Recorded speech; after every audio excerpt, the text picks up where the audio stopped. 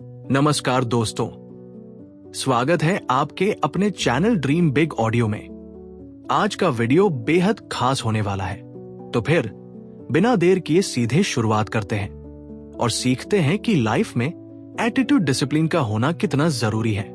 आज हम बात करने वाले हैं how to be discipline by Sheldon how book के बारे में। ठंडी सर्दियों की शाम थी। आनंद, जो कि दिल्ली के एक छोटे से फ्लैट में अकेला रहता था, अपनी जिंदगी से परेशान था। उसकी नौकरी बस ठीक ठाक चल रही थी, लेकिन अंदर से उसे लगता था कि वह अपनी जिंदगी में कुछ बड़ा नहीं कर रहा। अक्सर वह सोचता कि आखिर उसे चाहिए क्या। एक रात जब वह यूं ही बेड पर पड़ा मोबाइल स्क्रॉल कर रहा था, उसकी नजर एक बुक रिव्यू पर पड़ी। किताब का नाम था हाउ टू बी डिसिप्लिन और लेखक का नाम था शेल्डन हाउ। क्या फालतू टॉपिक है, उसने खुद से कहा, लेकिन अंदर कहीं उसे लगा कि शायद यही वह किताब है जिसकी उसे जरूरत है। उसने तुरंत किताब ऑनलाइन ऑर्डर कर दी। 3 दिन बाद किताब उसके हाथ में थी। आनंद ने सोचा, चलो देख ही लेते हैं, आखिर ये बुक इतनी पॉपुलर क्यों है। वो किताब लेकर अपनी बालकनी में चला गया। ठंडी हवा चल रही थी और चाय का कप उसकी टेबल पर रखा था। उसने किताब खोली और पहला चैप्टर पढ़ना शुरू किया। पहले चैप्टर का नाम था सेट क्लियर गोल्स। किताब पढ़ते ही आनंद को ऐसा लगा जैसे कोई उसे आईना दिखा रहा हो। उसमें लिखा था, स्पष्ट और प्राप्त करने योग्य लक्ष्य स्थापित करना अनुशासन का मूलभूत है। गोल्स डायरेक्शन और मोटिवेशन प्रदान करते हैं, जिससे फोकस बनाए रखना और प्रोग्रेस मापना आसान हो जाता है। आनंद को समझ नहीं आया कि यह इतनी सिंपल सी बात उसे अब तक समझ क्यों नहीं आई थी। वो अक्सर बड़े बड़े सपने देखता था, एक दिन अपनी कंपनी शुरू करूंगा या डिजिटल मार्केटिंग में एक्सपर्ट बनूंगा, लेकिन कभी उसने अपने गोल्स को डिटेल में प्लान नहीं किया था। उसने किताब के अगले पैराग्राफ पर नजर डाली। वहां लिखा था, if you don't know where you are going you will never get there. इस एक लाइन ने उसे झकझोर दिया।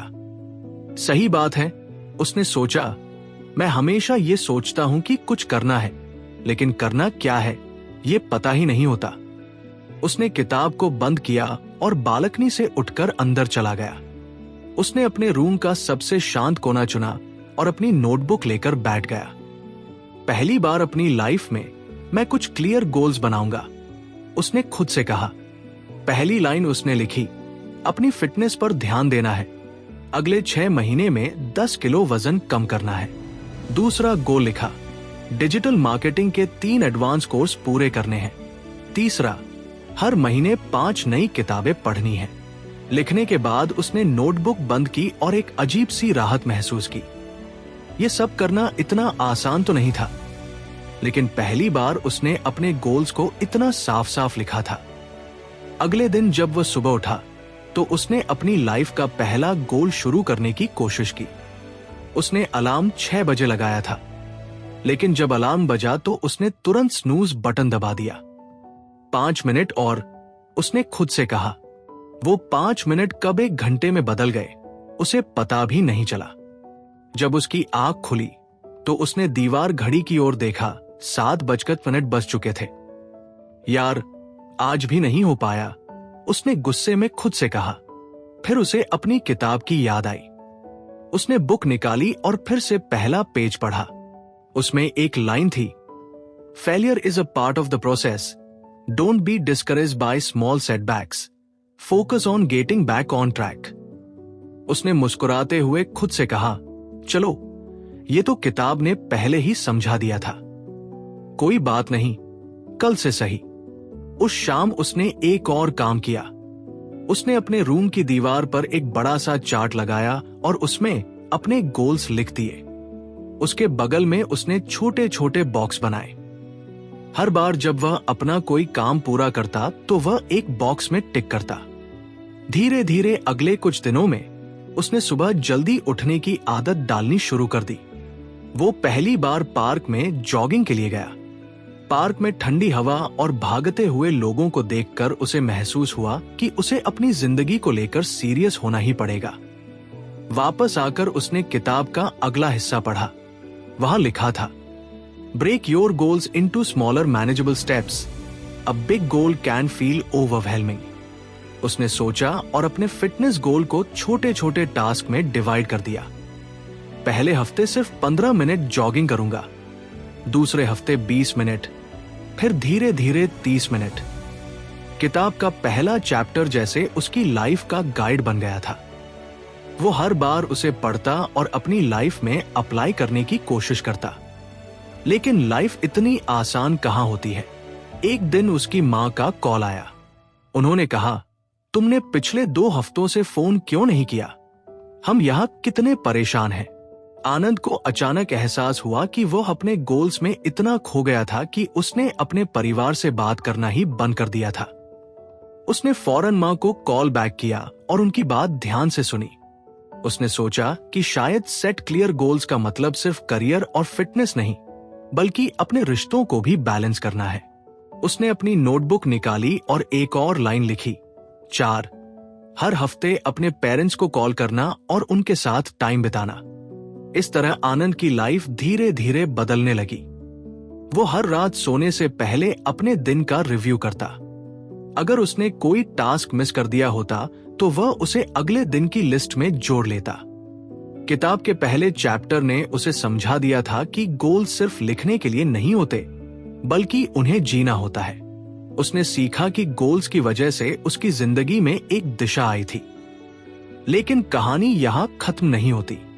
आनंद को समझ आ गया था कि यह सिर्फ शुरुआत है। शेल्डन हाउ की किताब का पहला चैप्टर तो एक झलक मात्र था। उसे बाकी के चैप्टर पढ़ने थे और उन पर काम करना था। अगर आपको हमारी फ्री समरी अच्छी लगती है तो आप हमारे चैनल को सब्सक्राइब कर सकते हैं, हमारी मेंबरशिप खरीद सकते हैं या हमें यूपीआई के थ्रू सपोर्ट कर सकते हैं। अब समरी पर वापस चलते हैं। वो खुद से मुस्कुरा कर बोला, अब देखो ये किताब मेरी जिंदगी कैसे बदलती है। आनंद ने अगले कुछ दिनों में अपने पहले गोल्स पर अच्छा खासा काम कर लिया था। उसे लगा कि अब उसकी लाइफ धीरे धीरे पटरी पर आ रही है। उसके दीवार वाले चार्ट पर कई बॉक्स टिक हो चुके थे और हर टिक उसे एक नई एनर्जी देता था। उसने सोचा कि अब वक्त आ गया है किताब का अगला चैप्टर पढ़ने का। रात के खाने के बाद वह अपने फ्लैट के छोटे से कोने में बैठा। सामने उसकी किताब रखी थी। उसने कपड़े की बुकमार्क हटाई और अगला पेज पलटा। दूसरा लेसन था, डेवलप अ रूटीन। पढ़ते ही उसे लगा कि यह तो वही चीज है जो हमेशा उसकी सबसे बड़ी कमजोरी रही है। उसकी लाइफ इतनी बेतरतीब थी कि कोई भी चीज कभी प्लान के हिसाब से नहीं होती। कभी वह रात को देर तक जागता, कभी सुबह लेट उठता। वीकेंड्स तो पूरी तरह से यूं ही निकल जाते थे। किताब में लिखा था, creating consistent daily routine helps in building habits that reinforce discipline. A structured schedule minimizes distractions and promotes productivity by allocating specific times for tasks. आनंद ने किताब के हर शब्द को ध्यान से पढ़ा। उसे एहसास हुआ कि अगर वो सच में अपनी लाइफ में डिसिप्लिन लाना चाहता है तो उसे एक स्ट्रिक्ट रूटीन अपनाना पड़ेगा। उसने खुद से कहा, रूटीन बनाने का मतलब ये नहीं कि लाइफ बोरिंग हो जाएगी। इसका मतलब है कि मैं अपने टाइम का सही इस्तेमाल करना सीखूंगा। उसने तुरंत अपनी नोटबुक उठाई और लिखा, मेरा परफेक्ट रूटीन। 1 सुबह 6 बजे उठना, 2 6:15 से 7 बजे तक एक्सरसाइज, 3 7:30 तक ब्रेकफास्ट, 4 8 बजे से 12 बजे तक वर्क टाइम, 5 1 घंटे का लंच ब्रेक, 6 1 बजे से 5 बजे तक फिर से काम, 7 शाम को 1 घंटा खुद के लिए, पढ़ाई, स्किल सीखने या रिफ्लेक्शन के लिए, 8 रात को 10 बजे तक सो जाना। रूटीन प्लान करना आसान था, लेकिन उसे फॉलो करना वही चुनौती थी। आनंद को पता था कि यह सबसे मुश्किल पार्ट है। उसने सोचा, चलो कल से ट्राई करते हैं। अगली सुबह जब उसका अलार्म 6 बजे बजा तो उसे पहले दिन जैसा ही एहसास हुआ। उसने कुछ देर के लिए फिर से स्नूज बटन दबा दिया, लेकिन तभी उसे याद आया कि वो अब अपनी पुरानी आदतों पर नहीं लौट सकता। उसने झट से अलार्म बंद किया और बिस्तर से उठ खड़ा हुआ। उसने अपने फोन में टाइमर लगाया और अपने रूटीन के हिसाब से एक्सरसाइज शुरू की। शुरुआत में उसके शरीर को उठने में बड़ी मुश्किल हुई। उसे हर मिनट ऐसा लगा जैसे वो फिर से वापस हो जाए। लेकिन उसने किताब के उस हिस्से को याद किया जहां लिखा था, habit hard to build initially but consistency makes them easy over time. पहले कुछ दिन उसके लिए बहुत स्ट्रगल वाले थे। कभी कभी वो ब्रेकफास्ट के टाइम पर बैठा ये सोचता कि क्या रूटीन बनाना सही फैसला था। लेकिन जैसे जैसे दिन बीतने लगे वो रूटीन का मजा लेने लगा। रूटीन का सबसे अच्छा असर उसकी प्रोडक्टिविटी पर हुआ। अब जब वह अपने काम पर बैठता तो उसका पूरा फोकस काम पर होता। उसे पता था कि उसने पहले से ही हर काम के लिए एक टाइम स्लॉट अलॉट किया है, इसलिए उसे सब कुछ ठीक से करने का टाइम मिलेगा। एक दिन ऑफिस में उसके मैनेजर ने उससे कहा, आनंद, तुमने पिछले हफ्ते जितना काम किया है वो शायद ही किसी ने किया होगा। तुम ठीक तो हो? आनंद ने मुस्कुराते हुए कहा, सर, बस कुछ डिसिप्लिन में आ रहा हूं। शाम को जब वो घर लौटा तो उसे एहसास हुआ कि रूटीन सिर्फ टाइम को मैनेज करने का तरीका नहीं है, ये लाइफ को बेहतर बनाने का जरिया भी है। उसने अपने खाली वक्त में नई किताबें पढ़नी शुरू की। वो हर दिन रात को सोने से पहले अपनी दिनचर्या का रिव्यू करता। लेकिन लाइफ इतनी सीधी भी नहीं थी। एक रविवार को उसके दोस्त राहुल का फोन आया, भाई, आज मूवी देखने चल रहे हो? आनंद को कुछ कंफ्यूजन हुआ। मूवी का मतलब था कि उसका शाम का पढ़ाई वाला टाइम मिस हो जाएगा। लेकिन फिर उसने सोचा, रूटीन का मतलब ये नहीं कि मैं अपनी लाइफ को एंजॉय करना छोड़ दूं। कभी कभी ब्रेक लेना भी जरूरी है। उसने खुद से एक नई बात सीखी, रूटीन का मतलब स्ट्रिक्ट रूल्स नहीं बल्कि बैलेंस है। अगले कुछ दिनों में उसने अपने रूटीन को और फ्लेक्सिबल बनाया। उसने अपने शेड्यूल में फ्री टाइम के स्लॉट भी जोड़े। ये वो वक्त था जब वो कुछ भी कर सकता था, फैमिली से बात, दोस्तों के साथ घूमना या सिर्फ आराम करना।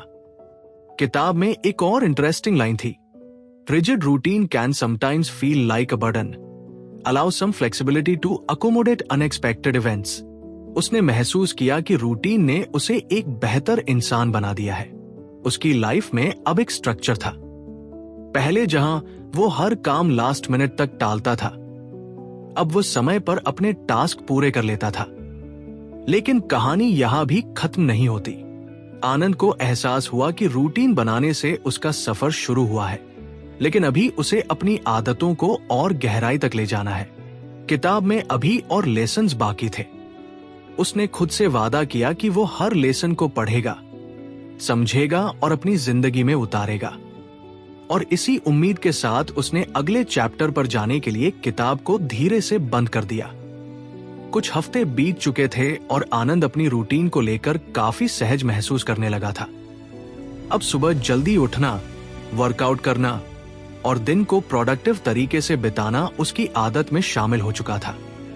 लेकिन जिंदगी हमेशा सरल रास्ते पर नहीं चलती। एक दिन ऑफिस के बाद वो थक कर घर आया और उसने सोचा कि कुछ आराम किया जाए।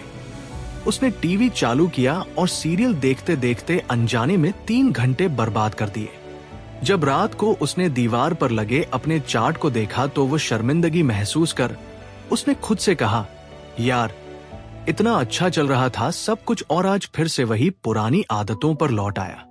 उसी रात उसने किताब निकाली और अगले चैप्टर पर पहुंच गया। तीसरे लेसन का नाम था एम्ब्रेस सेल्फ कंट्रोल। किताब की पहली लाइन ने ही उसे अंदर तक झकझोर दिया।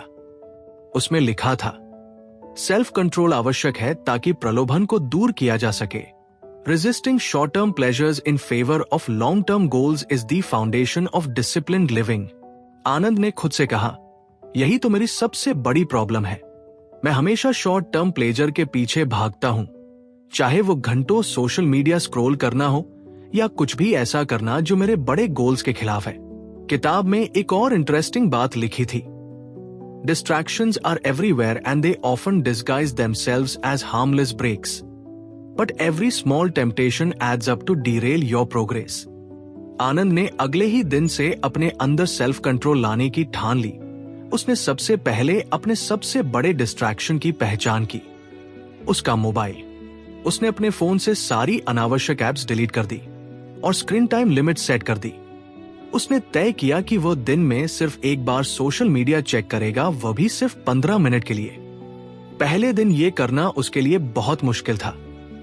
कई बार उसका मन हुआ कि वह फोन उठाकर चेक कर ले, लेकिन किताब की वह लाइन उसके लिए गाइड की तरह बन गई।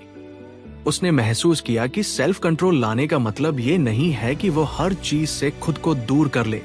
इसका मतलब ये है कि वह अपनी प्रायोरिटी समझे और जो उसके गोल्स के खिलाफ है उसे ना कहना सीखे। कुछ दिन बाद एक और चुनौती उसके सामने आई। शनिवार की शाम उसके दोस्त उसे कॉल करके पार्टी के लिए बुला रहे थे। वो जानता था कि अगर वह गया तो पूरी रात पार्टी में निकल जाएगी और अगले दिन सुबह उठकर वर्कआउट करने का कोई चांस नहीं रहेगा। उसने खुद से सवाल किया, क्या मुझे जाना चाहिए या मुझे अपने लॉन्ग टर्म गोल्स पर फोकस करना चाहिए? किताब की एक और लाइन उसे याद आई, हर बार जब आप एक तमन्ना का विरोध करते हैं तो आप एक कदम और करीब आते हैं उस व्यक्ति के बनने के लिए जिसे आप बनना चाहते हैं।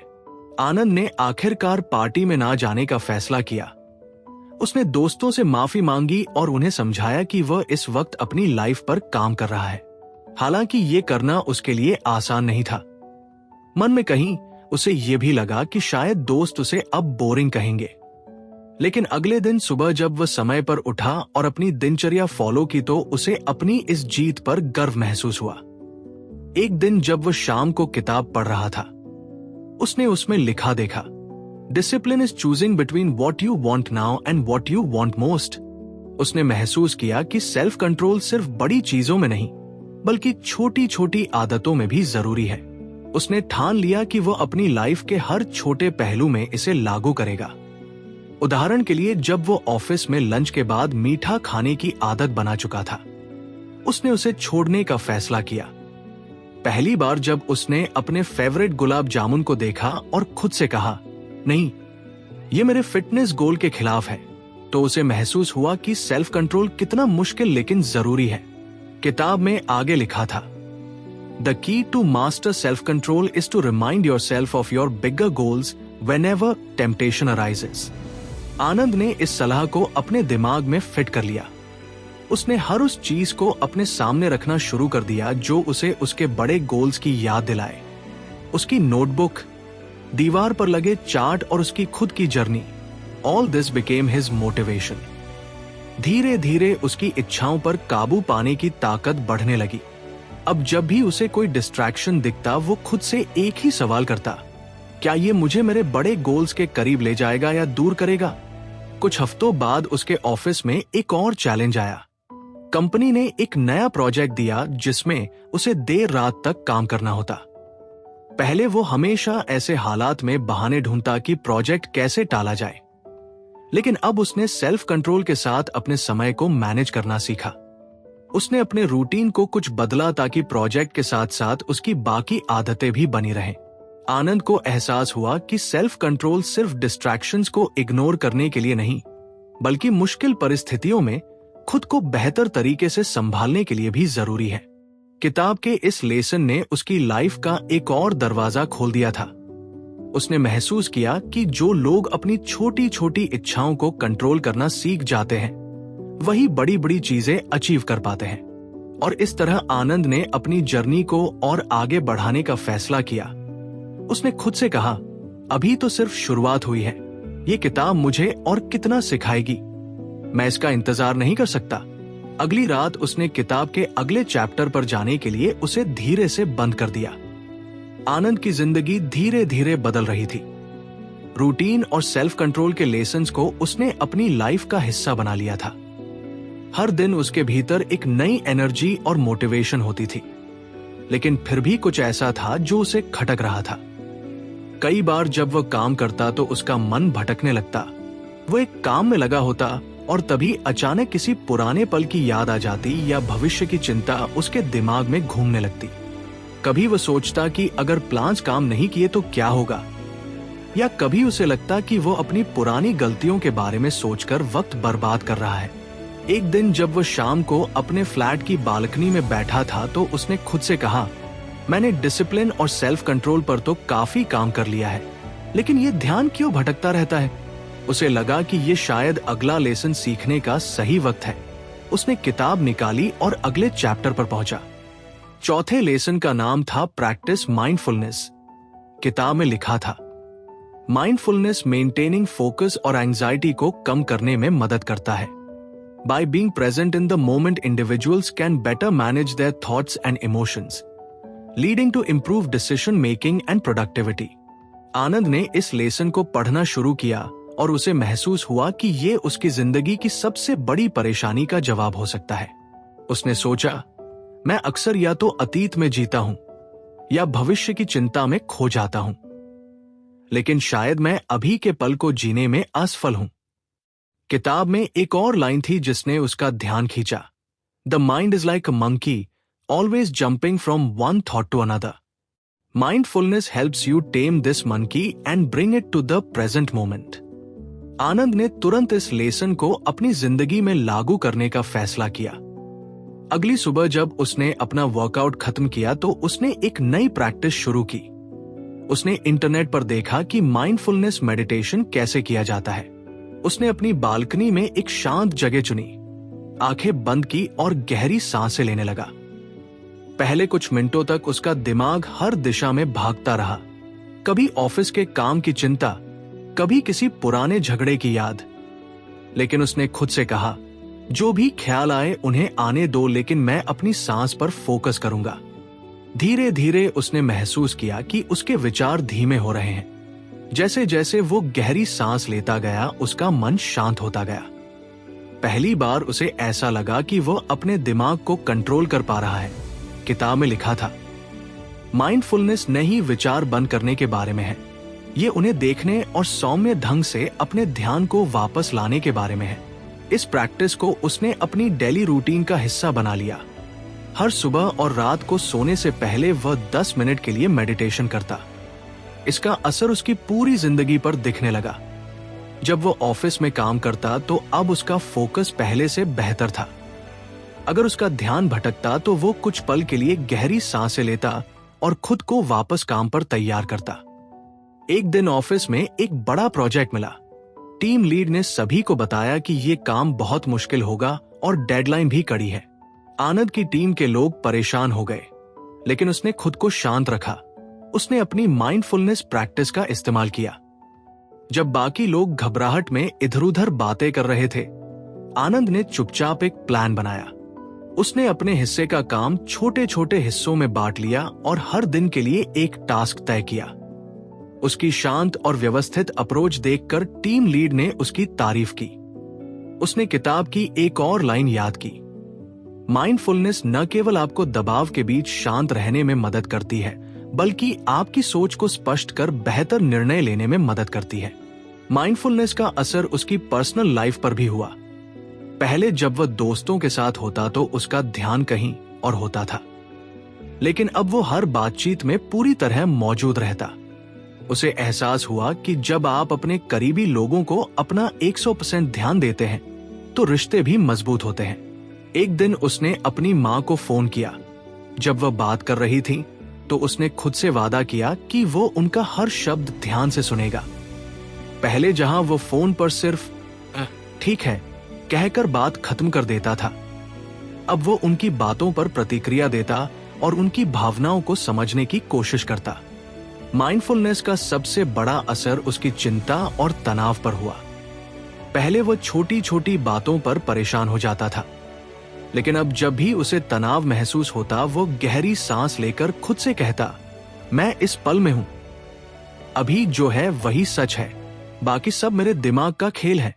किताब में एक और लाइन थी जिसे उसने अपने वर्कस्पेस की दीवार पर लिखकर लगा दिया, the present moment is the only place where life truly exists, learn to live in it. धीरे धीरे माइंडफुलनेस उसकी जिंदगी का हिस्सा बन गई। उसने महसूस किया कि इस एक प्रैक्टिस ने उसकी सोच, काम और रिश्तों में गहराई ला दी है। अब वो हर दिन को खुली आंखों और खुले दिल से जीता था। आनंद को समझ आ गया था कि माइंडफुलनेस सिर्फ मेडिटेशन तक सीमित नहीं है। ये हर उस पल में मौजूद हो सकता है जब आप खाना खा रहे हो, काम कर रहे हो या किसी से बात कर रहे हो। एक शाम जब वह बालकनी में बैठा था, तो उसने आसमान की तरफ देखा। सूरज ढल रहा था और बादल हल्के नारंगी रंग के हो गए थे। उसने उस पल को पूरी तरह महसूस किया। पहले वो इन छोटी छोटी चीजों को नजरअंदाज कर देता था, लेकिन अब उसे एहसास हुआ कि यही पल जिंदगी को खूबसूरत बनाते हैं। किताब के इस लेसन ने उसकी सोच को बदल दिया था। उसने खुद से कहा, अगर मैं हर पल को ध्यान से जीना सीख जाऊं तो शायद जिंदगी की हर चुनौती आसान हो जाएगी। और इसी वादे के साथ उसने किताब को अगले चैप्टर के लिए बंद कर दिया। आनंद की लाइफ धीरे धीरे ट्रैक पर आ रही थी। माइंडफुल, सेल्फ कंट्रोल और रूटीन की मदद से वह पहले से कहीं ज्यादा प्रोडक्टिव और शांत महसूस करने लगा था। लेकिन लाइफ हर वक्त एक जैसी नहीं रहती। कभी कभी सब कुछ सही करने पर भी चीजें बिगड़ जाती हैं। यही उसकी पहली बड़ी जिम्मेदारी थी। उसने पूरी प्लानिंग कर रखी थी, हर छोटी डिटेल पर ध्यान दिया, अपने टीम मेंबर्स के साथ डिस्कशन किया और तय समय पर काम खत्म करने का पूरा भरोसा था। लेकिन जैसे जैसे डेडलाइन करीब आई चीजें बिगड़ने लगी। टीम के कुछ लोग अपनी डेडलाइन मिस करने लगे और आनंद का खुद का काम भी पीछे छूटने लगा। उसने जितनी मेहनत की उससे कई गुना ज्यादा दबाव महसूस किया। डेडलाइन के दिन प्रोजेक्ट अधूरा ही रह गया। उसके मैनेजर ने उसे अपने केबिन में बुलाया और नाराजगी जताई। आनंद को खुद पर बहुत गुस्सा आया। उसने सोचा, मैंने इतनी मेहनत की फिर भी असफल हो गया। शायद मैं इस काम के लिए बना ही नहीं हूं। उस शाम वो आकर बालकनी में बैठा। ऐसा लग रहा था जैसे सारी मेहनत बेकार हो गई हो। उसने किताब को उठाया और अगले चैप्टर पर गया। 5वें लेसन का नाम था लर्न फ्रॉम फेलियर। पहली ही लाइन ने आनंद को सोचने पर मजबूर कर दिया। Failure is not the end, it's a stepping stone to success.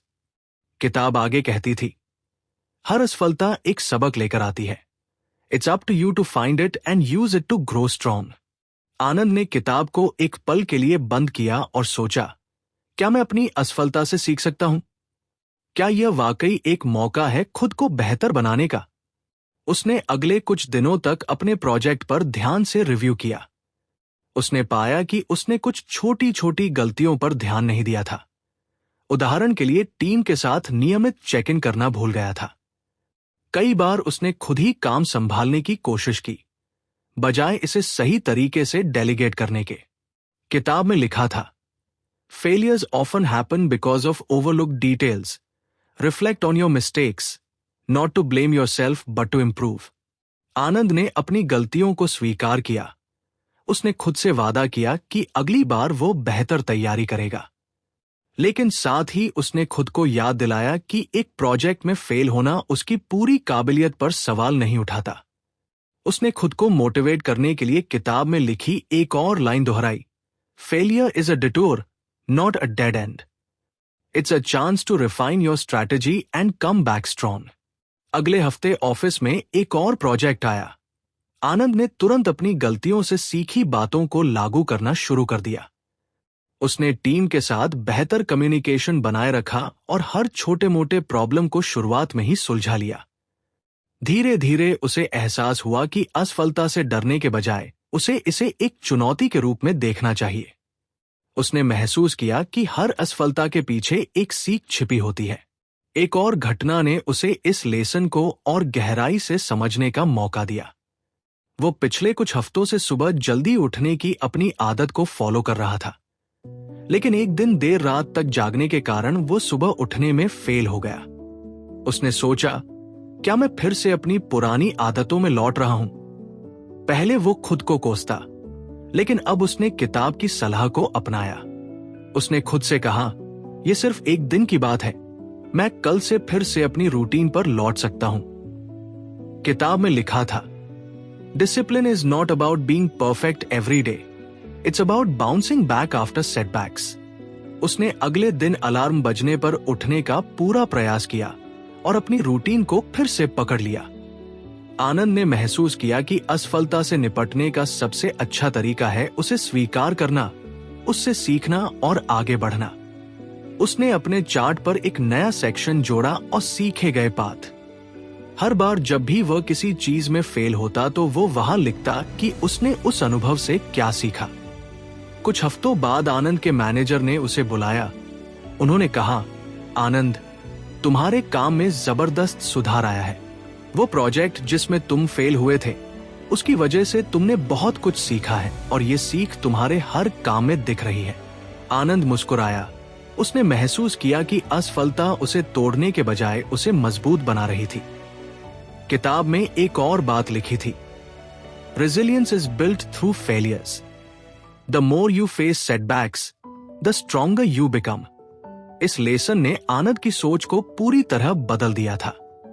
अब जब भी उसे किसी काम में असफलता मिलती तो वो घबराने या निराश होने के बजाय खुद से पूछता, इससे मुझे क्या सीखने को मिला। एक दिन जब वह अपने फ्लैट में बैठा था, उसने अपने पुराने दोस्तों को याद किया। वे दोस्त जो उसे कभी कभी लूजर कहकर चिढ़ाते थे जब वो किसी काम में फेल हो जाता था। लेकिन अब वह जानता था कि फेल होना कमजोरी नहीं है।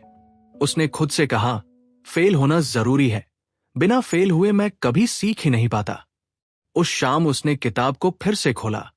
वो जानता था कि अगले चैप्टर में भी उसके लिए कुछ खास होगा। लेकिन इस बार उसने किताब को बंद करने से पहले आखिरी बार पेज को पढ़ा, जो उसे बार बार याद दिला रहा था, failure is just another step on the path to success, keep stepping forward.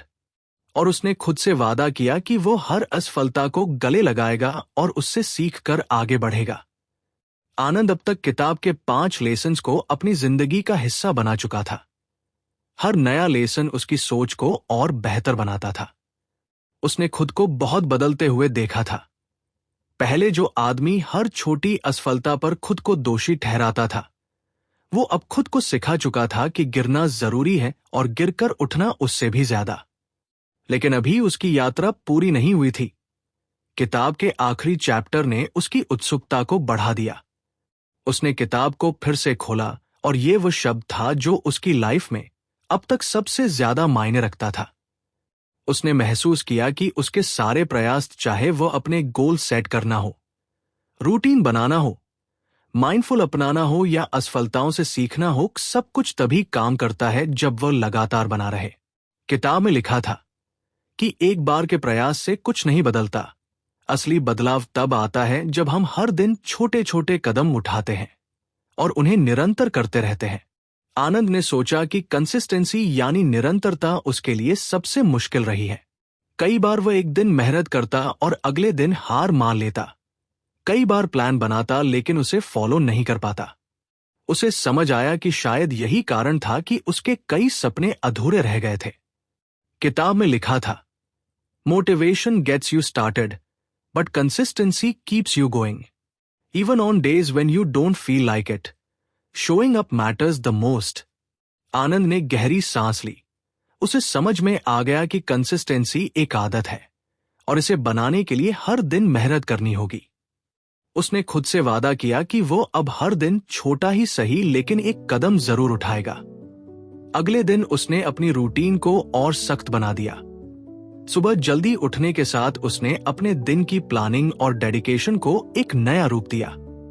उसने तय किया कि वो हर दिन 30 मिनट अपनी फिटनेस पर काम करेगा, भले ही वह कितना भी थका हुआ क्यों न हो। उसने अपने काम में भी एक टाइम टेबल बनाया ताकि वह किसी भी डेडलाइन को मिस न करे। शुरुआत में यह आसान नहीं था।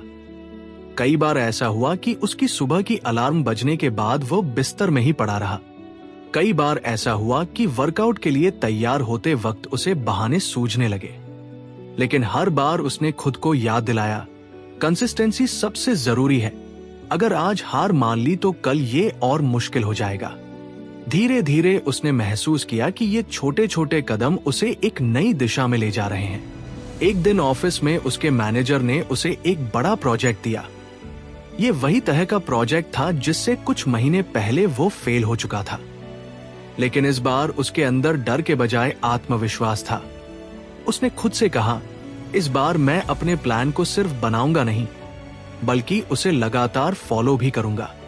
आनंद ने काम की शुरुआत छोटे छोटे हिस्सों में बांटकर की। उसने अपनी टीम के साथ नियमित मीटिंग्स रखी और हर किसी के काम का फीडबैक लिया। उसने खुद के लिए एक टाइम टेबल बनाया और हर टास्क को समय पर पूरा किया।